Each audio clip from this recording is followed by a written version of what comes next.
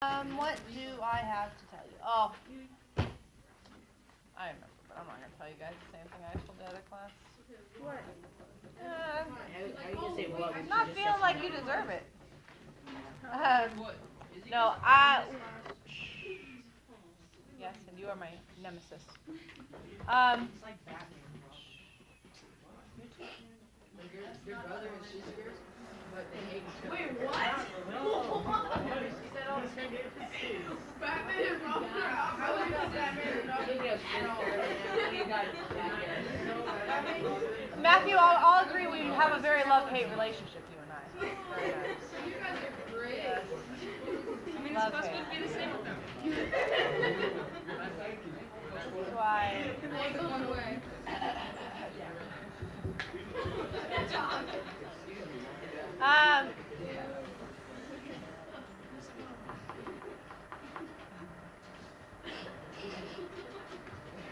What I was going to say, but now I'm going to revoke everything that I had possibly to say. I was going to say that I was just going to share with you that Mr. Horatio and I have been bragging about you guys a lot this week. And the one thing I would like to mention, yeah, Matthew, come on. Oh my gosh, Matthew, you're not that dumb. One of the things that I was going to share is that something you don't, like, even if we're not bragging about you, there's just this interesting thing, and a lot of people are really excited about the work that you guys are doing. As an example, every Monday your teachers have staff meetings, right? All the teachers events, and we go and we sit in a little room together and talk about riveting material.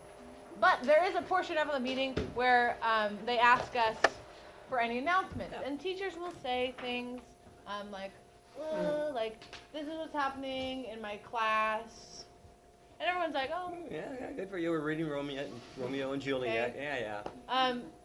Or like they have this event coming up, and everyone's like, okay, cool. And on Monday, if maybe you also remember, I shared with the staff. I said, oh well, kind of cool. Our tech geometry kids put the first nails in the floor for our project this year. You know what happened when I said that? You would have thought you guys just cured cancer. Everyone Right? just breaks into applause. And then the next teacher goes and says like, oh, my art students did this or whatever, and they're like, That's nice. Good for you. Okay.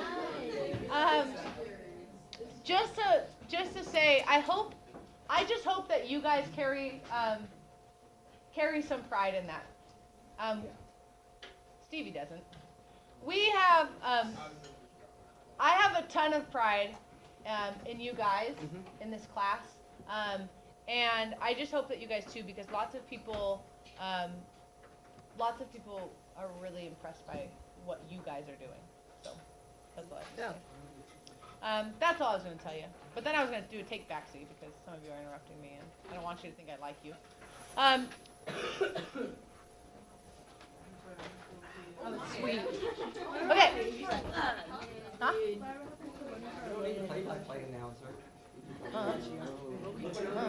I'm not in charge of that. Okay, other thing, that being said, we got to get started. We have lots to...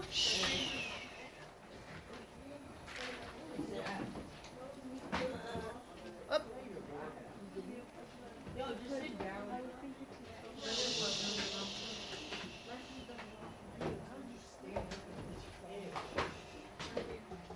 Okay, in your notebooks, please.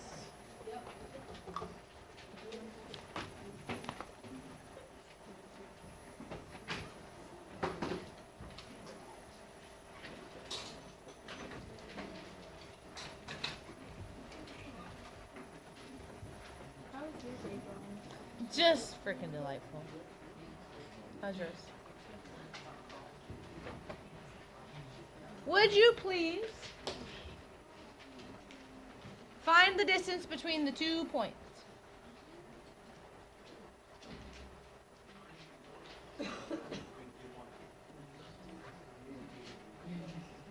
So,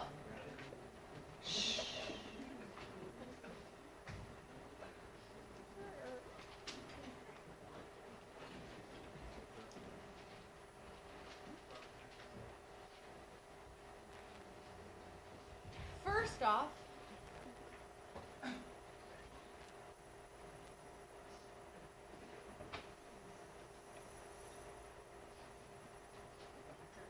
I know, me too. First off, if it's not clear, this is fairly abstract.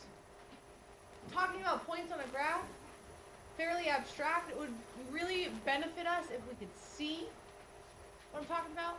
If we could see what distance I'm talking about.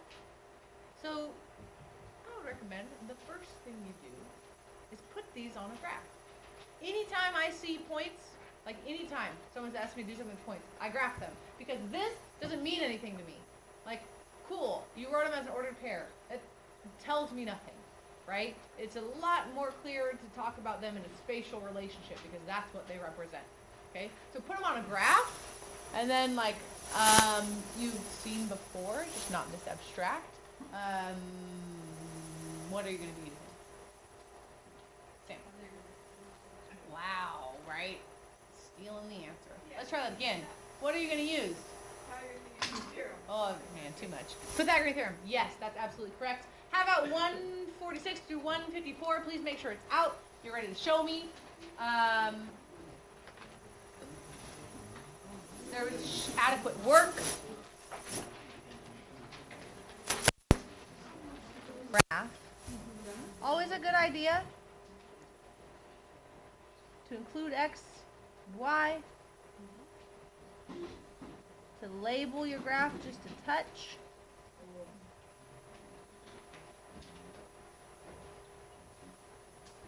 Okay, so there's my graph. And now, obviously, if you graph the points wrong, you're not going to get the right distance.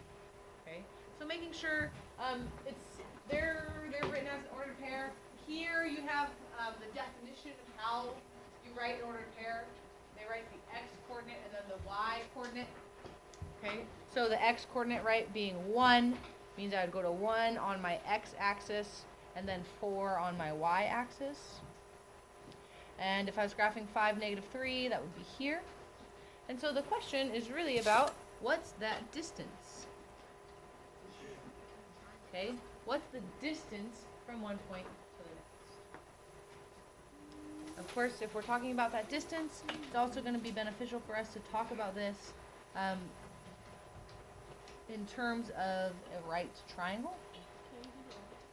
You could go either way. It doesn't matter because your sides are going to be 4 and 7. Either way, right? It doesn't matter if you drew the triangle on the bottom or you drew it on the top. We're not talking about like slope or anything like that. So it doesn't really matter. Because now I'm just talking about this right triangle. Use some Pythagorean theorem. A squared plus b squared equals c squared. 4 plus 7 squared equals c squared. 3 plus 49 equals c squared. 65. Okay. Squaring. Adding. Yeah. Yeah, c to the power 7, because you've seen that before. So the opposite of squaring is a square root. Square root both sides, and the square root of 65 is, of course, 8.06.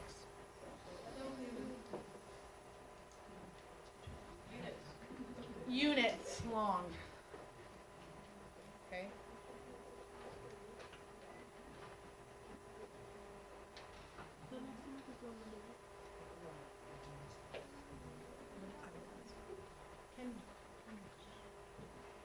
All right. So there's that. Next on our list, we have not yet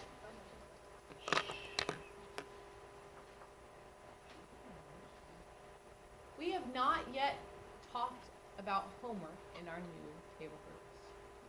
Okay. So here's the deal. As you guys talk about homework, we are going to go through a protocol, and you're going to do that for each problem. So starting with 146, each person in your group needs to share their answer and their process. You may not say, I don't know, and you may not say, I did it the same way.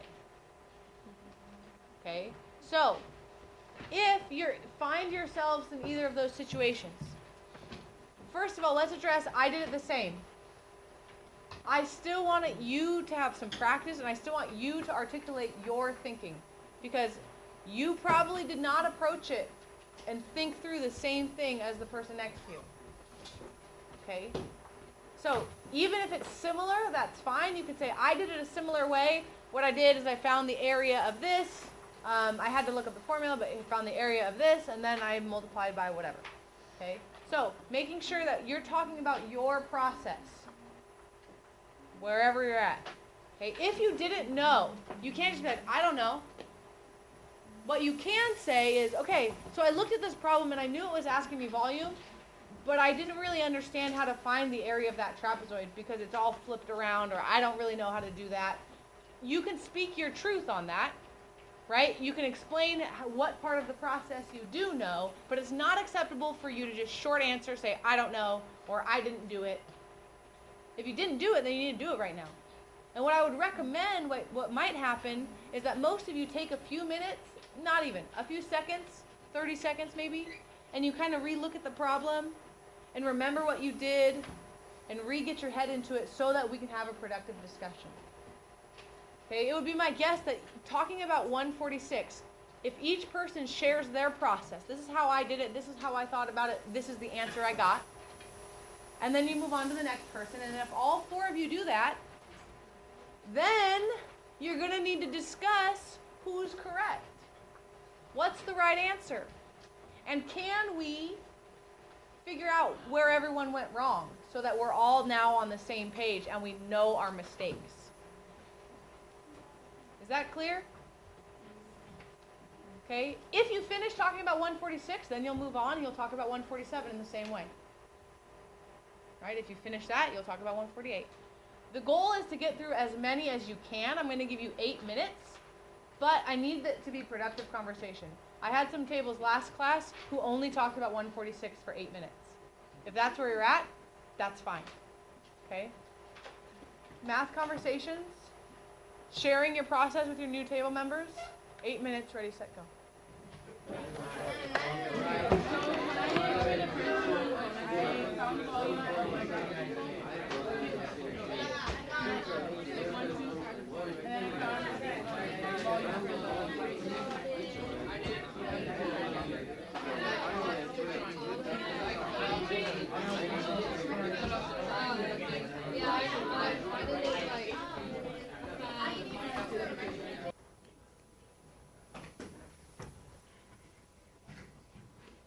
Sorry for interrupting some of your math conversations.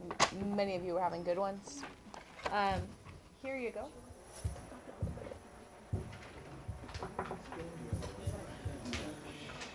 There's the first few.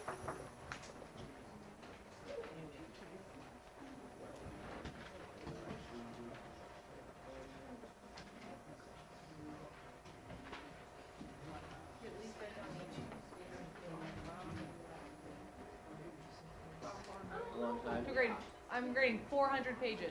I'm scared. Can you chill? Also, let me just tell you the one thing you can ask your teachers who work endlessly and tirelessly for you is, wah! It's like the worst thing you could ask your teacher. Just as a note, if you want to piss off any of your teachers and you ask them something rude like that, it's like the rudest thing that a student can say to a teacher. I know, I'm just telling you, look, like, hey, life lesson.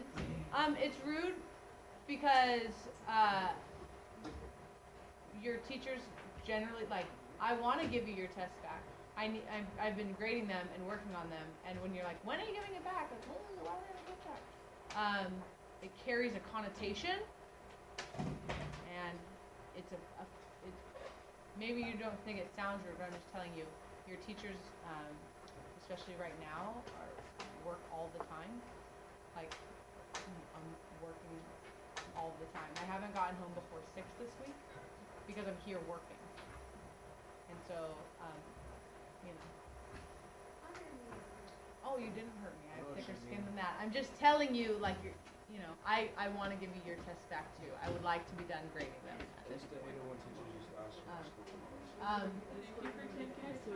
No, No. You don't have to thank me. It is my job. But I'm just saying it's, when you know, sometimes people tend to like. You could thank me if you think I do a good job. Like if you think I do my job well, that would be something to thank me for, I suppose. But no, don't you suck up publicly. It's too much right now. But if you're like, hey, thanks for grading our test, I'm like, well, I had to. You know, that's like low. You know. Anyway, here's the other half. I'm just trying to help you guys. True story. The better you know how to manipulate and work the system and your teachers, the easier life's going to be. I'm just trying to help you out. I'm saying, I don't care what you say to me, Mariah, but like if you go say that to some of your other teachers, they just might be like, because we're ready for winter break too. Yes, we are. Oh God. You have one more week of school and then winter break.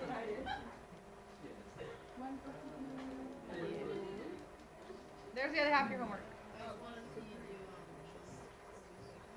146. What else? 152. Okay. Taylor, was that you who just said that? Was that you who said that, Taylor? Or was that you, Sean? It was Taylor, huh? Taylor? How old are we? 6. Yeah, you're acting like it. Can you act like maybe you're like 15 and in high school and a little more mature than that? 14. Yeah, great. Yeah, act up. I'm trying to say, don't act so immature. A few things, okay? This.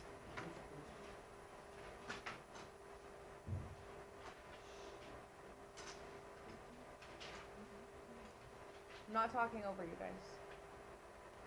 We can have fun and do math so long as you guys transition quickly when we need to transition quickly. Okay? Otherwise, we don't lose the math at the expense of, chatting. Okay? So otherwise we'll just put on lockdown and just be boring all the time. Okay? This is a trapezoidal prism, right? So here that front-facing face is a trapezoid, and then it goes back for 8 inches of pure trapezoidal goodness. So you need to find the area of that trapezoid. That's what I did right here. Area of a trapezoid is a half times the height plus, let me try again. A half times the height times base 1 plus base 2, right? So I added 18 and 24, got 42. A half of 22 is 11. 11 times 42 is 462. So the area of this trapezoid is 462 square feet, inches. If I wanted then the volume of that whole thing, I would take that base area and I would multiply it by the height. In this case, right, the trapezoid, we're going to have to kind of envision Max's stop. Right? I could tip the trapezoid if you picture tipping it forward, and then you might feel more comfortable with base and height. Okay, but this trapezoid is considered the base, and then the height would be 8, so that the volume would be 3,696 cubic inches. Okay. 148 worth talking about, and then maybe 152, maybe. Okay. On 148, I know. The big key is that a lot of you missed, it's only talking about the volume of that cylindrical piece. It says the volume of the cylindrical piece is approximately 30,000 cubic feet. Okay, it says right here, the volume of this is about 30,000 cubic feet, but only talking about the cylindrical piece. The other thing it tells you is that it's on a 30 by 30 square lot. So if I picture looking down at the silo, it would be on a aerial view. This would be the silo on the 30 by 30 square lot. Okay, so if it's 30 feet across, the whole thing, then the radius is going to be 15 feet. Okay, so the radius right there is just 15 feet. With that information, we can now find the volume of this guy, because we said the radius is 15 feet, and I'm trying to figure out what's the height. We know for any prism, it's the area of the base times the height, like I was just talking about. The area of this base it's a circle, so the volume would be pi r squared is the area of the circle, and to find the volume of the prism, it's the area of that circle times the whole height. So So I multiply by the height, and we're saying that's going to equal 30,000. We know the radius is 15, so pi times 15 squared times the height is 30,000. That equals out to 225 pi times the height is 30,000.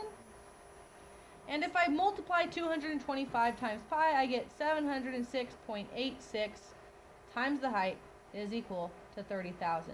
And lastly, all of you know the opposite of multiplying is what? Dividing. So if I'm trying to solve this equation, I know that I would go ahead and divide 706.86 on both sides, always and forever, and I get that my height is approximately 42 feet.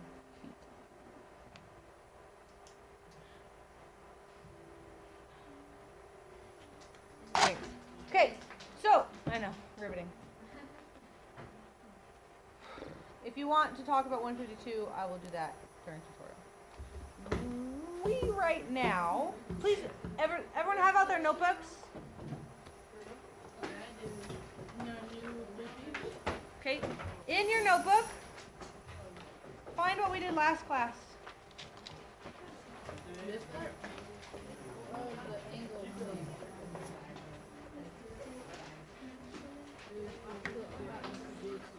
That'd be groovy.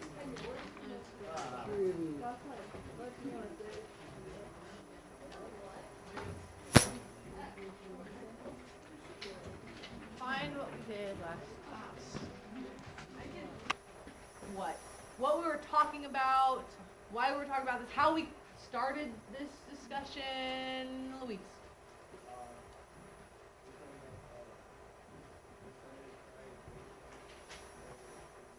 Uh-huh.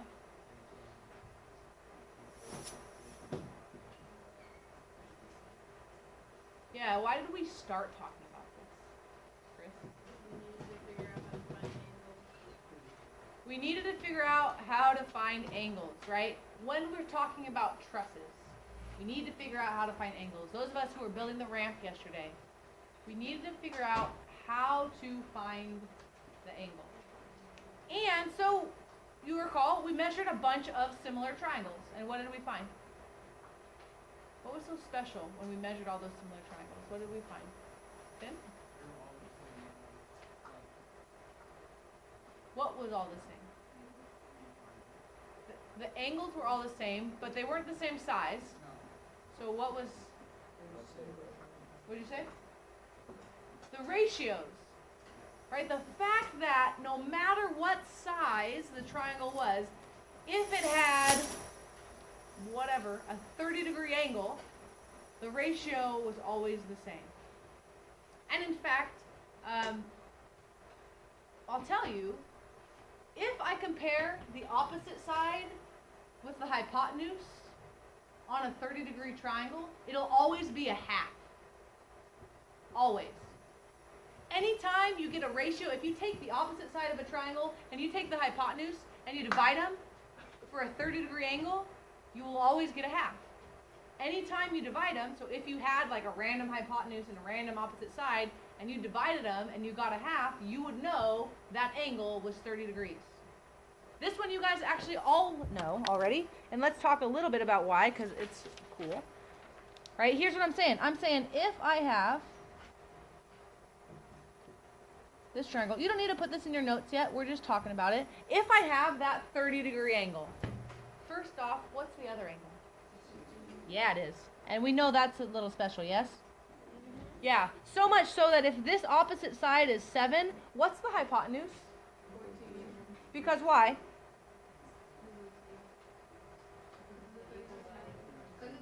Yeah, because it's a 30, 60, 90, and if I picture this as an equilateral, then this would be 7, and this side and that side would be the same, and blah, blah, blah, blah, blah.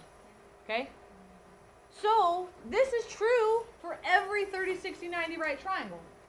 And if I look at this, right, I would say here that the sine of 30 is equal to the opposite side divided by the hypotenuse. And no matter how big my triangle is, I would have that the sine of 30 is always going to be 0.5. The sine of 30 degrees is always 0.5 because on any 30, 60, 90 triangle, the opposite side, the short leg, is half the hypotenuse. This is saying the same thing as what you guys were doing with similar or special right triangles. Okay.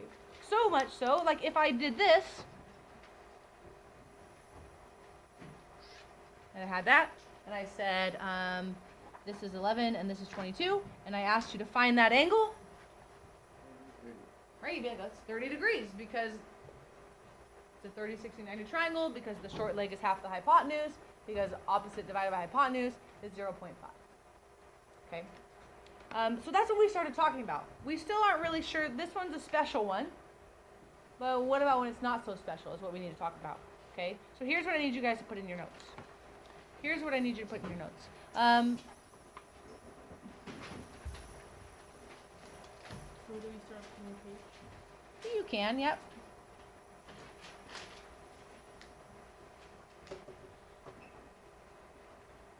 Today we're going to talk about how we use those trig ratios in order to find angles. The first thing you need to know, and this is one of those things that you will remember probably for the rest of your life. Okay? There's not a ton of things that you'll remember for the rest of your life. A squared plus b squared equals c squared is one of them. You'll probably remember that for most of your life. You might forget what it's for. You might forget how to use it. You'll be like, yeah, a squared, b squared, c squared, something. It'll happen. This happens all the time.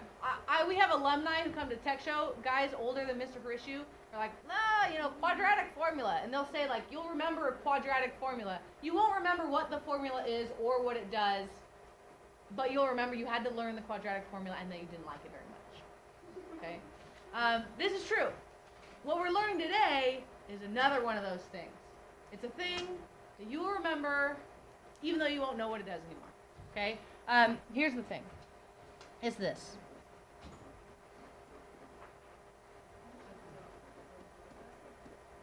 If you've heard of SOHCAHTOA before, SOHCAHTOA, if you've heard of SOHCAHTOA before, don't ruin it. If you haven't heard of SOHCAHTOA before, I invite you to tell me what the heck this means. The power of observation, my friend.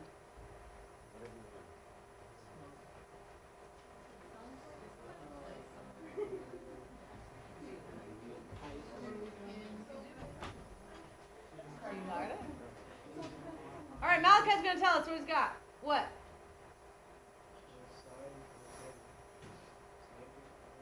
Yeah, let's talk about sine, cosine, and tangent. How's it working?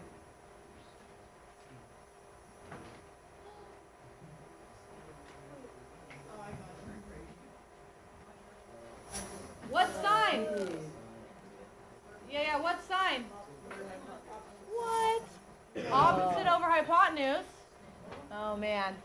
Sine is the ratio of opposite to hypotenuse, so cosine is adjacent over hypotenuse, tangent, opposite over adjacent. Okay? So, like this. Here's how I'd really write it. Sine, you're going to learn a new thing right now. I'm going to give you a new symbol. It's called theta. It represents an angle. It's a Greek letter. Yeah, yes. Sine of theta. Sine of theta, it's a Greek symbol, is equal to the opposite over the hypotenuse. So,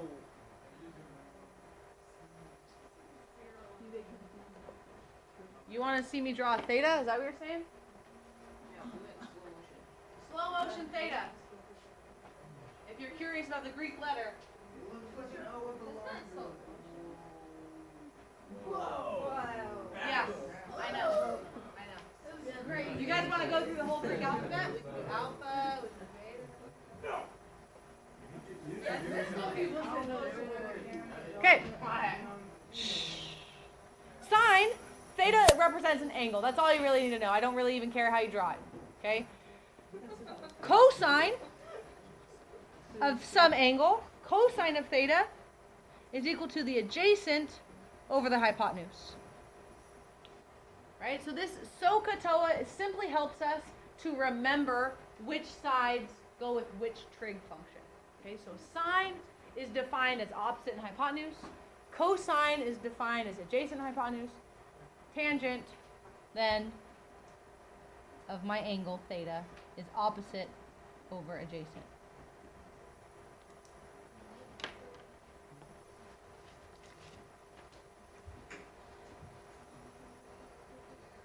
You need a ratio, sine, cosine, or tangent, for every angle measure. For every angle measure. Here's what we're going to do. These are, again, called trig tables. What I would like you to do is see if you can't combine all that into using... I will. Thank you. What I'd like you to do is find the angle. Okay? If I give you...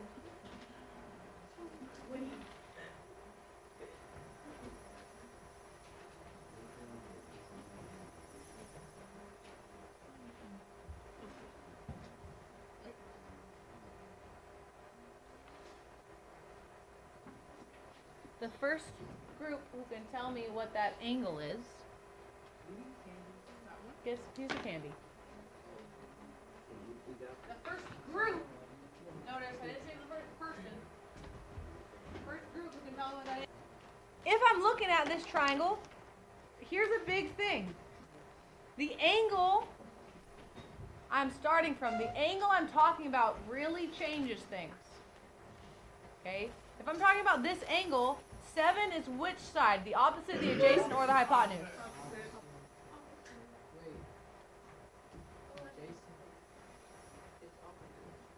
Let's just make sure we're confident here.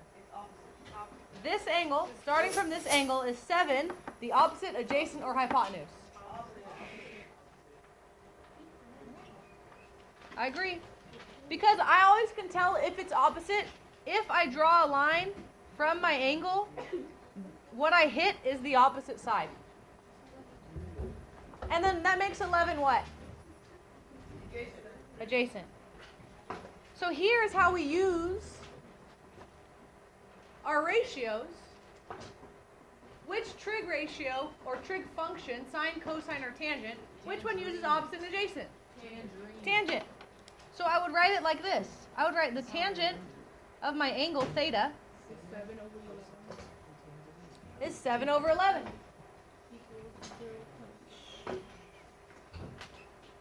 So that when I divide those guys, I get 0.6363. And what I can do, and some of you guys figured out, there's only one angle that has a tangent ratio of 0.6363. There's only one. Anytime you get that ratio, it corresponds to a specific angle. So that here, I could go ahead and look in my tangent column, which is the last one. I would look under tangent, and I would try and find out when is tangent 0.6363. And I'd get something here, between 32 and 33 degrees at the very bottom. Okay, because I'm looking at right here, 0.6363 is right between 32 and 33 degrees. So, using a trig table, I would have that my angle is about 32 degrees. You might have said 33. That's all you needed to do. Okay. We'll try one more before we get into the real nitty-gritty. Okay? We'll do one more before we get into the real stuff. Okay? Sure. Okay? So now that first one, by the way, oh gosh, I'm so excited. You don't know, but I'm going to have to be making some calls tonight and be like, oh my gosh, trig today was so good. Okay. You guys think I'm kidding. I do. I'm not. Yeah, but today I have a meeting with a professor, a math teacher at Lewis and Clark, and I'm going to be telling her all about this. It's going to be great. Tell her that she should bring us cookies. Okay, I'll make you cookies. For real? Yeah. You make me cookies? Yeah, you guys you can have some of my famous vegan cookies. Yeah, don't knock until you try it. You're gonna love them, you big haters. Do they still have chocolate chips? Yeah, they're chocolate chip cookies.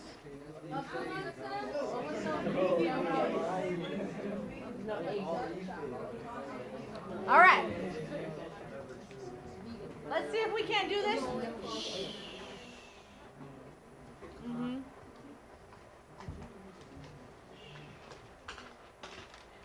If this is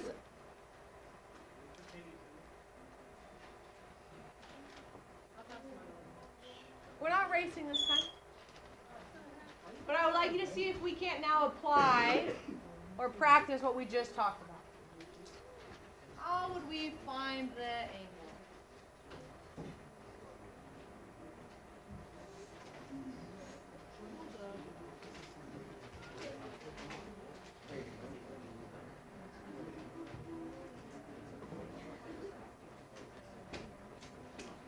Ms.stolte, can you help me?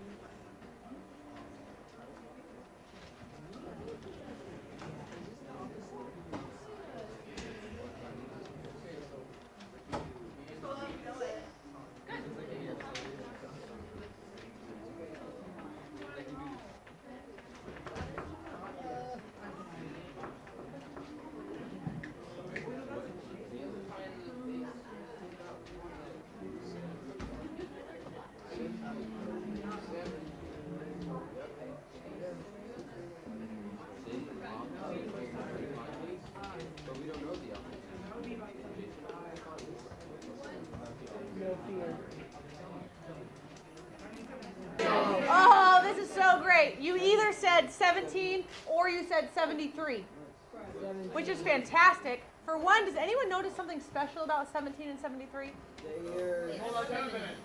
Go ahead, Chris. They're complements. Ooh. If you got 17, did you use sine or cosine? Sine. If you got 73, then you used cosine. Oh my gosh, sine and cosine are complements. More on that later. Okay. The question though is, the angle is obviously not both. Okay. Exactly. Let's talk about it. 5 is the opposite, adjacent, or hypotenuse. Yeah, that's why some of you said sine and some of you said cosine, because some of you said opposite, some of you said adjacent. Thank goodness no one said hypotenuse. Okay. Remember, this is the angle we're starting from. That's the angle I'm talking about.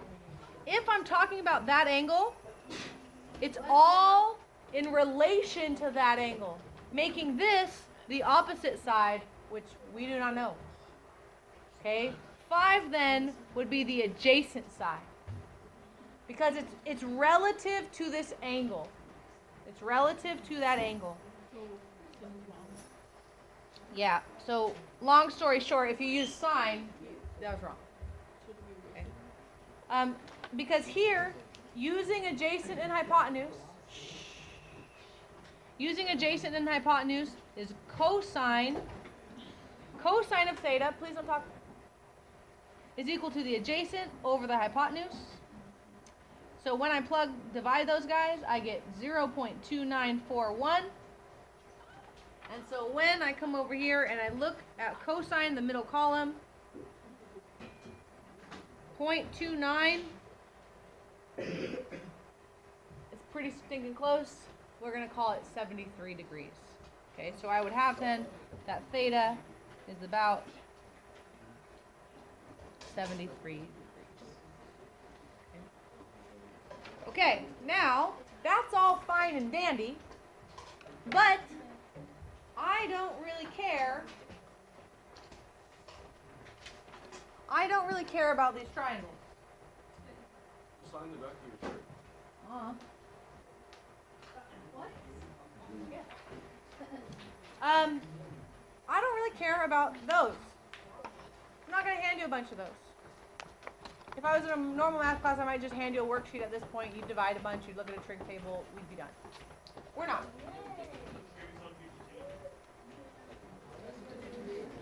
Here's what I care about.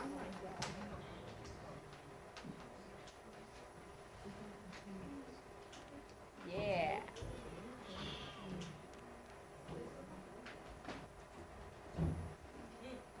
going to have 10 minutes in your teams to find the height of the king post and the measure of theta, which is this angle right here. Starting next week, we're going to officially begin calling this the cut angle because I want to know what angle I would need to cut my bottom plate at. And I want to know how high the king post is. Keep in mind, I'm talking about a truss. Like on the back wall, please look. What type of lumber is that truss made out of? Oh, wait.